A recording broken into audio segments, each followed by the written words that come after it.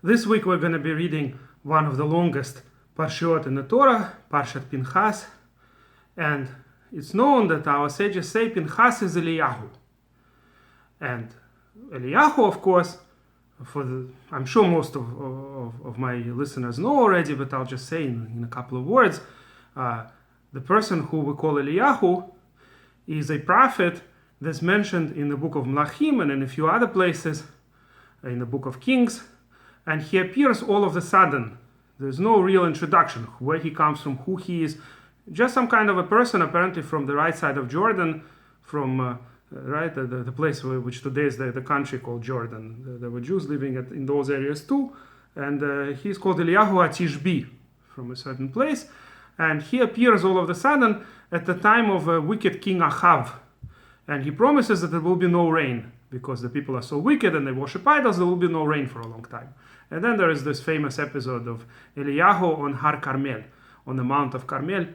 That's today's Haifa, when the priests of Baal are not able to bring to make their bull accepted by their god, the idol that they worship, Baal. And then Eliyahu prays to Hashem, and a fire comes from heaven, and his bull is his offering of the bull is accepted. So this is the famous episode, which, by the way, is Haftara for this week's Parsha, but we don't read it that often. It's very rare that we read this Haftara. The reason being that we have accustomed to read 3 Haftarot before Tisha B'Av, before the 9th of Av, that talk about sad things. All these 3 weeks, starting with 17th of Tammuz today, we read only sad Haftarot that 2 from the beginning of Prophet Yirmiyahu, Jeremiah, and 1 from Yeshayahu, in the beginning of Yeshayahu, Isaiah. So that's the custom, and therefore, since Parshat Pinchas almost always falls during the 3 weeks after the 17th of Tammuz, therefore we almost never read this Haftarah. It's only once in many, many years that Parshat Pinchas falls on the Shabbat before the 17th of Tammuz, and the Parshiot of Matot and Maseh are read separately, and then we read the Haftarah of this Parsha from Melachim, from the Book of Kings. Whatever the case may be, my question is, what does it mean that Pinchas is Eliyahu? Obviously, those who chose this Haftarah also believe that Pinchas is Eliyahu in some sense. There are certain similarities. Pinchas was a Kanai, was a person who was kind of jealous for Hashem's honor, and Eliyahu was. There are certain similarities between them, but what does it mean? That is it physically true that Eliyahu was just Pinchas with a new name? All these years he lived, for all these hundreds of years? That doesn't sound very likely.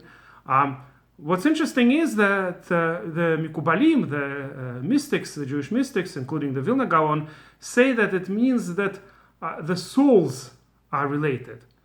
But that doesn't really tell you anything yet.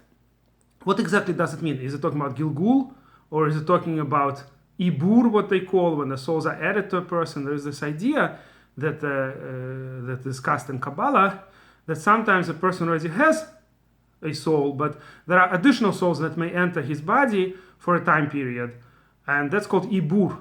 It's not a regular reincarnation, Gilgul, but rather Ibur. When Ibur literally means pregnancy. Like these souls, basically, just like a pregnant woman has another person inside of her for a certain amount of time. So 2 different souls can join a person during the lifetime. And sometimes these souls are more powerful, and they actually make the first soul kind of secondary. In a sense, they dominate over the soul that the person was born with.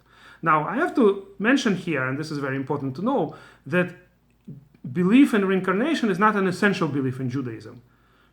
Most rabbis say that, most Haredi rabbis believe in reincarnation, but that doesn't mean that they require this belief, that anybody who doesn't believe it is considered a heretic. It's not so, because we find that a lot of our sages didn't believe in reincarnation until the Kabbalistic knowledge was widespread. This was not a very essential topic to talk about. Some sages openly rejected reincarnation.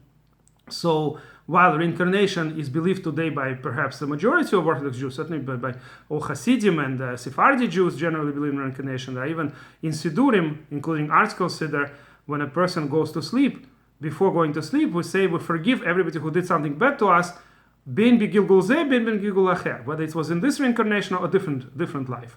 So it's assumed in this prayer that we live more than one life here, or at least we could live more than one life here. So reincarnation became a widespread belief. But there are even today plenty of Orthodox Jews who do not believe in reincarnation, and as I said, there is precedent for them too. What is interesting is that reincarnation used to be a kind of belief that those sages who believed it were not willing to talk about it openly.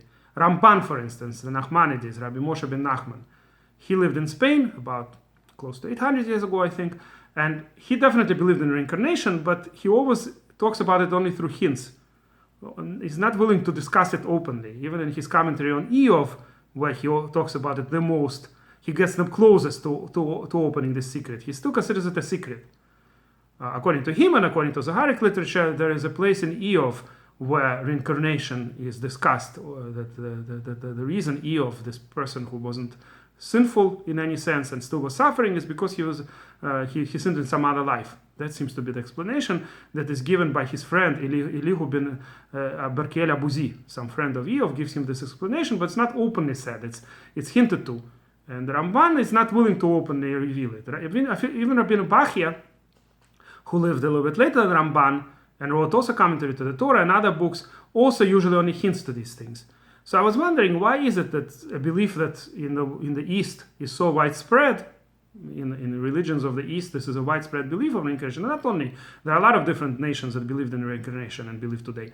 And still in Judaism, those who believed in reincarnation liked to hide it. So there are verses in the written Torah that can be easily explained through that they hint to reincarnation, but there's never an open discussion on this. And like I said, the sages of the Talmud also, at most, maybe hinted in some places. According to the mystics, maybe there are places in the Talmud that hint to reincarnation. But there's never open a discussion until the Zoharic literature and other Kabbalistic works became widespread. The question is why? What's such a big secret about it? Why not tell people that they live more than one life? So I was thinking, maybe I'm wrong, but this is just my idea, that if everybody would know about reincarnation, there is a downside to it too. Not every true belief is a good belief that people should know about. And the reason being as follows. When a person thinks that they only have one chance in this world, either they'll do it this time or that's it. They usually put much more effort. They're much more afraid that they'll fail the test, and after death, that will be it. They will not have another chance to come back and fix whatever they messed up.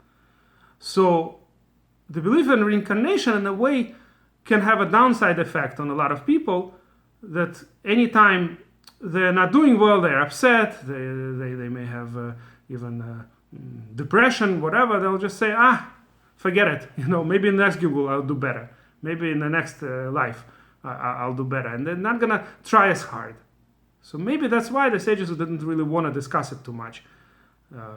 And as I said, there were sages who actually rejected the whole concept altogether. So what it means to me is that this is not an essential belief. Reincarnation is not an essential belief. There are certain beliefs that are essential. Judaism, of course, is mostly a religion of action rather than dogma, but we do have other dogmas too.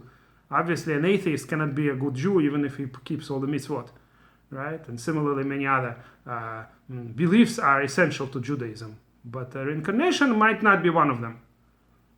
And whatever the case may be, today most Orthodox Jews believe in reincarnation in some one sense or another.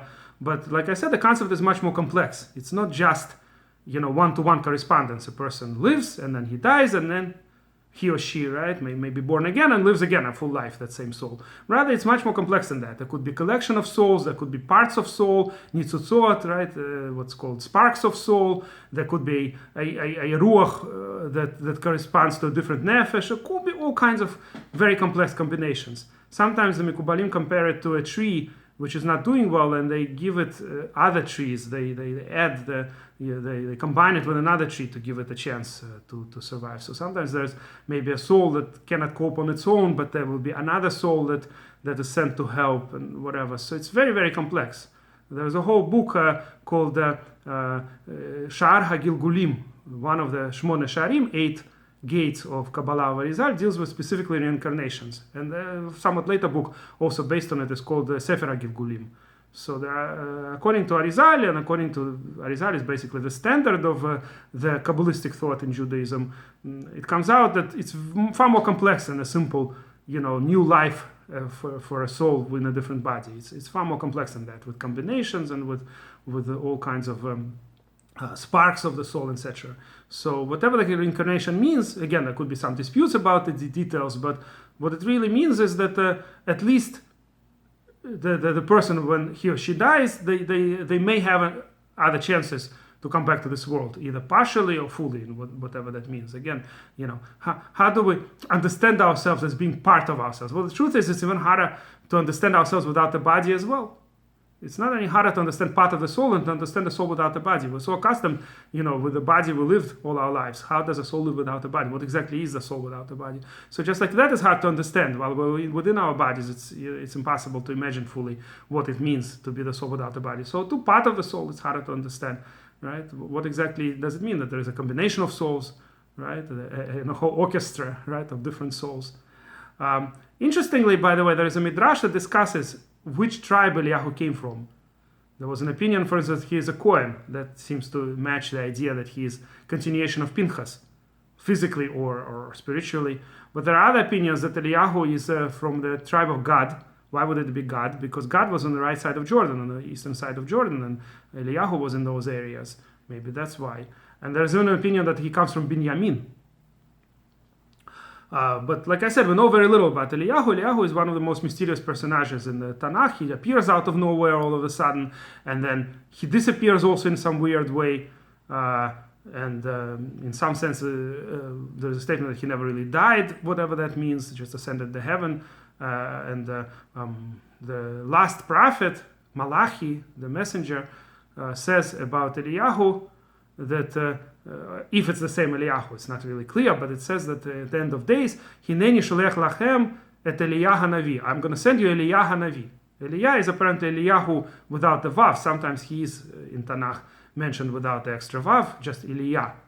But is it talking about the same Eliyahu, or again somebody similar to Eliyahu in some sense? Somebody who is going to bring, as it says, the children to the parents to the children, the common problem, especially in today's day and age, right? The differences in generations. He's going to bring peace to the world, and according to some opinions, he's going to announce the final redemption before coming of Mashiach.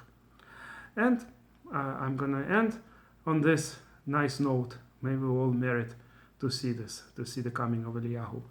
And if you like this video, please press like and please subscribe to our channel.